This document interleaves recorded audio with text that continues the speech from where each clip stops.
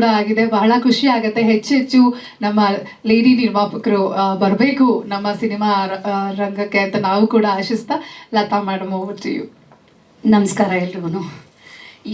ಇನ್ನು ಸಿನಿಮಾ ಮಾಡೋವಾಗೆಲ್ಲ ಭಯ ಇರಲಿಲ್ಲ ನಮಗೆ, ಮತ್ತು ನೀವು ಇದೆಲ್ಲ ಕೂತ್ಕೊಂಡು ಒಟ್ಟಿಗೆ ನೋಡುವಾಗ ಭಯ ಇರಲಿಲ್ಲ. ಇಲ್ಲಿ ತನಕ ಯಾವ ಭಯ ಇಲ್ಲದೆ, ಅಮ್ಮ ಸ್ವಲ್ಪ ನಿಮ್ಮ ಮುಂದೆ ಎಲ್ಲ ಮಾತಾಡೋಕೆ ಅವರೇ ಎಕ್ಸೈಟ್ಮೆಂಟೋ ಅಥವಾ ನರ್ವಸ್ಸೋ ಆಗಿದ ತಕ್ಷಣ ನನಗೆ ಭಯ ಶುರುವಾಗ್ಬಿಟ್ಟಿದೆ.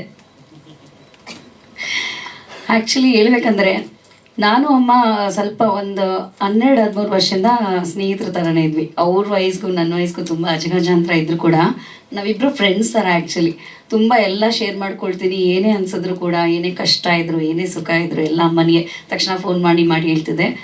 ಮತ್ತು ಒಂದು ಪೂಜೆ ಇರಲಿ ಏನಾದರೂ, ಅವರು ಯಾಕಂದರೆ ತುಂಬ ಪೂಜೆಗಳು ಅದು ಇದು ಮತ್ತು ಮಂತ್ರಗಳಂತೂ ತುಂಬ ಚೆನ್ನಾಗಿ ಹೇಳ್ತಿರ್ತಾರೆ. ಇದೆಲ್ಲ ನೋಡ್ಕೊಂಡು ನಾನು ತುಂಬ ಕನೆಕ್ಟ್ ಆಗಿಬಿಟ್ಟಿದೆ ಅವ್ರ ಜೊತೆ. ನಾವು ದೇವಸ್ಥಾನದವರಾಗಿರೋದ್ರಿಂದ ತುಂಬ ಚೆನ್ನಾಗಿ ಅವ್ರು ಯಾವಾಗಲೂ ಯಾವ್ದಾದ್ರು ಒಂದು ಏನೋ ಒಂದು ರಾಶಿ ಬದಲಾವಣೆ ಆದರೂ ತಕ್ಷಣ ಫೋನ್ ಮಾಡಿ ಹೇಳೋರು. ಈ ಥರ ಇದ್ದಿದ್ದು ನಮ್ಮ ಸಂಬಂಧ. ಇದು ಹೆಂಗಾಯ್ತು ಅಂದರೆ, ನಾನು ಒಂದ್ಸರಿ ಅದೇ ರಾಶಿ ಏನೋ ಹೇಳ್ಕೊಳ್ಬೇಕಾದ್ರೆ ನನ್ನ ಚಿಕ್ಕ ಮಗಂದು ಒಂದು ಸಿನಿಮಾ ಮಾಡ್ಬೇಕಂತ ತುಂಬ ಆಸೆ ಇತ್ತಮ್ಮ. ಮಕ್ಕಳ ಸಿನಿಮಾ ಮಾಡೋಕ್ಕೆ ನಾನು ಚಿಕ್ಕ ಮಗುವಿಂದ ಅಂದ್ಕೊಂಡಿದ್ದೆ. ನೋಡಿದ್ರೆ ನನಗೆ ಪ್ರಯತ್ನ ಮಾಡಿದ್ರು ಆಗಲಿಲ್ಲ ಅನ್ನೋದು ನಂದು ಇಂಟೆನ್ಷನ್. ಅದನ್ನು ಹಿಂಗಿತ್ತು ಅಂತ ಹೇಳ್ಕೊಂಡಿದ್ದೆ ನಾನು. ಸೊ ಅಮ್ಮ ಏನು ಹೇಳಿದ್ರು, ನಿಂಗೆ ಸಿನಿಮಾ ಮಾಡೋಕ್ಕೆ ಇಷ್ಟನಾ, ಬರೋಣಾಗ ಹೇಳ್ತೀನಿ ಬಿಡು ಅಂದರು. ಇದೊಂದೇ ಡೈಲಾಗ್ ನನಗೆ ಫಸ್ಟ್ ಅವ್ರು ಹೇಳಿದ್ದು ನನಗೆ ನೆನಪಿರೋದು. ಅದು 2 ಇಯರ್ಸ್ ಹಿಂದೆ. 2 ಇಯರ್ಸ್ ಹಿಂದೆ ಹೇಳಿದ್ರು. ಆಮೇಲೆ ನೋಡಿದ್ರೆ 6 ಮಂತ್ಸ್ ತನಕ ಪಾಪ ಒಂದು 10-20 ಸ್ಟೋರಿ ನನಗೆ ಬಂದು ಇವರೇ ಆಟೋ ಹತ್ಕೊಳ್ಳೋದು, ನೀನಿದ್ಯಾ ಬರ್ತೀನಿ ಅಂದ್ಬಿಟ್ಟು ಇಮಿಡಿಯೇಟ್ ಓಡ್ ಬರೋದು, ದೇವಸ್ಥಾನ ಹತ್ರ ಬಂದು ಎಲ್ಲಂದ್ರೆ ಅಲ್ಲಿ ಕೂತ್ಕೊಂಡು ಕತೆ ಕೇಳಿದ್ದೀವಿ. ಈ ಥರ ಎಲ್ಲ ಮಾಡ್ಕೊಂಡು ಅವ್ರಿಗೇನು ಆಸೆ ಇತ್ತು ಅಂದರೆ ಚಿನ್ನಾರಿ ಮುತ್ತ 2 ಮಾಡಿಬಿಡ್ತೀನಿ ಅನ್ನೋ ಥರ ಅವ್ರದ್ದು ತುಂಬ ಅಷ್ಟು ಕತೆಗಳು ಹುಡ್ಕೋದ್ರು. ಒಂದು ಕಂಟೆಂಟ್ ಅದೇ ಫ್ಲೋಲ್ ಹೋಗಬೇಕು, ಮ್ಯಾಚ್ ಆಗಬೇಕು ಅಂತ ಹೇಳಿ. ಕೊನೆಗೆ ಅದು ನಮಗೆ ಯಾವುದು ಅದು ಸೆಟ್ ಆಗ್ತಾನೆ ಇಲ್ಲ ಅಂದ್ಬಿಟ್ಟು ನಮ್ಗೆ ತುಂಬ ಅಪ್ಸೆಟ್ಟಾಗಿ, ಬಿಡಮ್ಮ ಹೋಗ್ಲಿ, ಏನೋ ಮಾಡೋಣ ಬಿಡಿ, ಆಯಿತು ಪರವಾಗಿಲ್ಲ, ಸಿಕ್ಕರೆ ಸಿಕ್ಕಲಿ, ಇಲ್ಲಾಂದರೆ ನೋಡೋಣ ಬಿಡಿ ಅಂದ್ಕೊಂಡು ಸುಮ್ಮನೆ ಆಗಿಬಿಟ್ಟಿದೆ. ಪಾಪ ಅವ್ರು ನಾನು ಪ್ರಯತ್ನ ನಂದು ಬಿಟ್ಬಿಟ್ಟಿದ್ರೂ ಅವ್ರು ಬಿಡ್ತಾನೇ ಇಲ್ಲ. ಅವ್ರು ಈ ಏಜಲ್ಲಿ ಅವರು ಅಷ್ಟೊಂದು ಎಫರ್ಟ್ ಹಾಕ್ಬಿಟ್ಟು ಇನ್ನೊಂದು ಕತೆ ತೊಗೊಂಬಂದರು. ಇಲ್ಲ ಈ ಸರಿ ಬರೋಣ, ತುಂಬ ಚೆನ್ನಾಗಿ ಕತೆ ಮಾಡಿದ್ದಾರೆ, ಇದನ್ನು ಮಾಡಿಕೊಟ್ಟೆ ಕೊಡ್ತಾರೆ ಅಂದರು. ನಾನಂದು ಇವ್ರು ಕತೆ ಹೇಳ್ತಾಯಿದ್ರು. ಇವ್ರು ಕತೆ ಹೇಳ್ತಾ ಇರೋದು ನೋಡಿದ್ರೆ, ಅಮ್ಮ ನೀವು ಇಷ್ಟು ಚೆನ್ನಾಗಿ ಫುಲ್ ಅವ್ರಿಗೆ ಗೊತ್ತಾಗ್ಬಿಟ್ಟಿದೆ ಎಲ್ಲ ಕತೆ, ಅದರಲ್ಲಿ ಏನಿದೆ, ಹೆಂಗಿದೆ. ಆಮೇಲೆ ಆ್ಯಕ್ಟ್ ಮಾಡೋದು ಕೂಡ ಅವರೇ ಆ್ಯಕ್ಟ್ ಮಾಡಿ ನಂಗೆ ತೋರಿಸ್ತಾ ಇದ್ದಾರೆ ಮುಂದೆ ಕೂತ್ಕೊಂಡು. ಸೊ ನಾನು ಹೇಳಿದೆ, ಅಮ್ಮ ಬರೋಣ ಸರ್ದು ನೆಕ್ಸ್ಟ್ ಮಾಡೋಣ. ಅವ್ರು ಹೆಂಗೂ ದೊಡ್ಡ ಒಂದು ನಿರ್ದೇಶಕರು, ಅವ್ರನ್ನ ನಾವು ತೊಗೊಂಡು ಬರೋಷ್ಟು ನಮಗೆ ಶಕ್ತಿ ಇವಾಗಿಲ್ಲ. ಮಕ್ಕಳ ಸಿನಿಮಾದಲ್ಲಿ ಅವ್ರ ಬಜೆಟ್ಗೆ ನಾವು ಮ್ಯಾಚ್ ಆಗಲ್ಲ, ನೀವೇ ಯಾಕೆ ಡೈರೆಕ್ಟ್ ಮಾಡಬಾರ್ದು ಅಂತ ಕೇಳಿದೆ. ಅಮ್ಮ ಹೇಳಿದ್ರು, ಅಯ್ಯೋ ಈ ಏಜಲ್ಲೇ ಮಾಡಬೇಕಾ ತಾಯಿ ನೀನು, ಹಿಂಗೆ ಹೇಳ್ತಿದ್ಯಾ ಅಂದರು. ಇಲ್ಲ ಅಮ್ಮ, ದಯವಿಟ್ಟು ಮಾಡಿ ಅಂದೆ. ಯಾಕಂದರೆ ಅವ್ರ ಎನರ್ಜಿ ನನಗಿಲ್ಲ. ಆ್ಯಕ್ಚುಲಿ ಅವ್ರನ್ನ ನೋಡಿ ಅವ್ರು ಹೆಂಗೆ ಹೋಗ್ತಿದ್ದಾರೋ ಆ ಥರ ನಾನು ಖುಷಿ ಆಗಿ, ಅವ್ರು ಇನ್ಸ್ಪೈರ್ ಆಗಿ ನಾನು ಹೋಗ್ತಾ ಇದ್ದೀನಿ, ಹಿಂಗಾಗ್ತಿದೆ. ಸೊ ಆಮೇಲೆ ಡೈರೆಕ್ಟ್ ಮಾಡಬೇಕು ಅನ್ನುವಾಗ ಅವ್ರು ಹೇಳಿದ್ರು, ಇಲ್ಲ ನಾನು ಡೈರೆಕ್ಷನ್ ಮಾಡ್ತೀನಿ ಅಂದರೆ ನಾನು ಯಾರ ಹೆಲ್ಪು ತೊಗೊಳ್ಳಲ್ಲ ಅಂದರು. ಸರಿ ಹಂಗೆ ಇರಲಿ, ನಾನು ತೊಗೊಳ್ಳಲ್ಲ, ನೀವು ತೊಗೊಳ್ಳಲ್ಲ, ನಾವು ಇಂಡಿಪೆಂಡೆಂಟಾಗಿ ಇಬ್ಬರೇ ಮಾಡೋಣ ಸರಿ ಅಂದ್ಬಿಟ್ಟು. ಅಮ್ಮ ಅಷ್ಟೊಂದು ಬಿಳಿಗಿರಿ ರಂಗನ ಬೆಟ್ಟ ಅದು ಮತ್ತು ಆ ಶೂಟಿಂಗ್ ಟೈಮಲ್ಲೆಲ್ಲ ನಂಗೆ ಸ್ವಲ್ಪ ಭಯನೂ ಇತ್ತು ಆ್ಯಕ್ಚುಲಿ. ಆದರೆ ನಾನಂತೂ ಹೋಗಿಲ್ಲ. ಗಿರ್ಜಮ್ಮಂಗೆ ಆ ಕೋಪ ಇದೆ. ಯಾಕಂದರೆ ನಾನು ಹೋದ್ರೆ ಏನಾಗುತ್ತೆ ಗೊತ್ತಾ, ನಾನು ನೋಡ್ತಾ ಯಾಕೆ ಹಿಂಗೆ ಮಾಡ್ತಾರೆ, ಏನು ಹಿಂಗಾಗುತ್ತೆ, ಇದೆಲ್ಲ ಬರಬಾರ್ದು, ಅದು ಡೈರೆಕ್ಟ್ರ್ ಮೇಲೆ ಬಿಟ್ಟಿದ್ದೀನಿ ಸಿನಿಮಾ. ಸೊ ಅವ್ರು ನೀಟಾಗಿ ಅದನ್ನು ನಡ್ಸ್ಕೊಂಡು ಹೋಗ್ಬೇಕು ಅನ್ನೋದು ನನ್ನ ಇಂಟೆನ್ಷನ್ ಇತ್ತು. ಸೊ ಹಂಗಾಗಿ ನಾನು ಅವತ್ತು ಇನ್ವಾಲ್ವ್ ಆಗೋಕ್ಕಾಗಿಲ್ಲ. ಸಾರಿ, ನೀವು ಅದಕ್ಕೆ ತಪ್ಪು ತಿಳ್ಕೊಬೇಡಿ.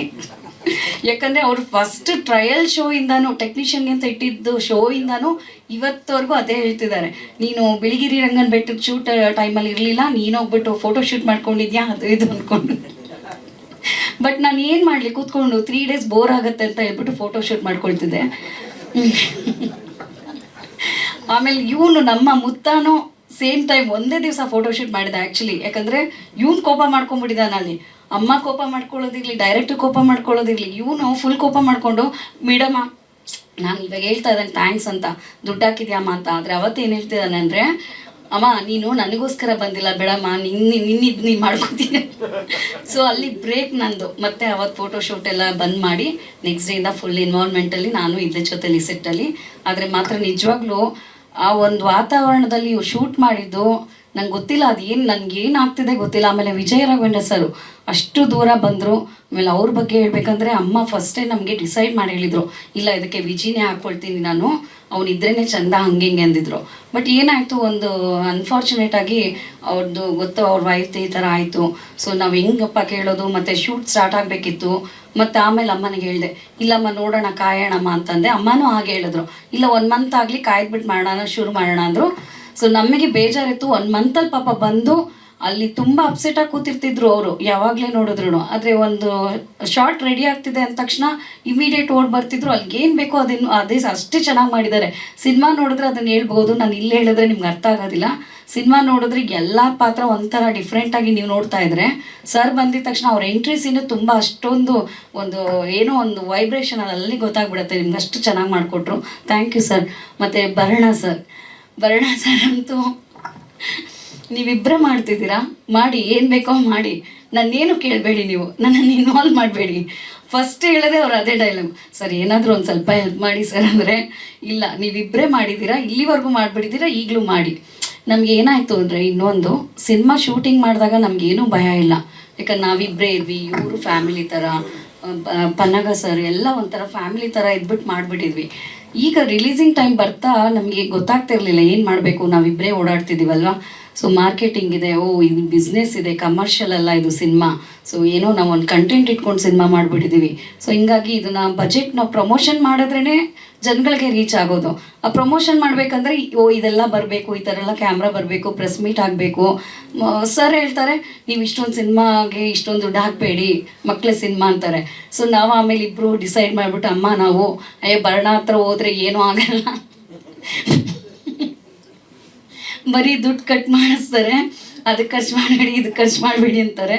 ನಾವಿಬ್ಬರೇ ಏನು ಬೇಕೋ ಅದು ಪ್ರಮೋಷನು, ಪ್ರೆಸ್ ಮೀಟ್ ಎಲ್ಲ ಮಾತಾಡೋಣ ಅಮ್ಮ ಅಂದ್ಬಿಟ್ಟು ನಮಗೆ ಫೈನಲಿ ರಾಜು ಸರ್ ಬಂದರು.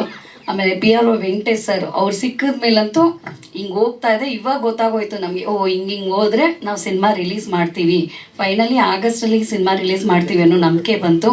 ಅಂದರೆ ಎಲ್ಲರ ಸಪೋರ್ಟು ಇವಾಗ ನಮಗೆ ತುಂಬ ಮುಖ್ಯ ಆಗಿದೆ.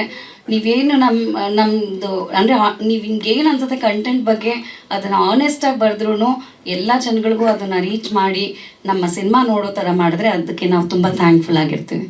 Thank you so much. ಸ್ವಾದಿಷ್ಟತೆಯ ಸ್ವಾದ, ತಾಜಾತನದ ಆಹ್ಲಾದ, ಉತ್ತಮ ಆರೋಗ್ಯ ಮತ್ತು ಹೆಚ್ಚಿನ ರೋಗ ನಿರೋಧಕ ಶಕ್ತಿಯ ವೃದ್ಧಿಗೆ ಈಗ ನಿಮಗೆ ಸಿಗುತ್ತಿದೆ ಉತ್ತಮ ಗುಣಮಟ್ಟದ ಪೌಷ್ಟಿಕಾಂಶ. Shri Vaidik millet health mix, ಇದು ಸಿರಿಧಾನ್ಯಗಳ ಸಂಪತ್ತು.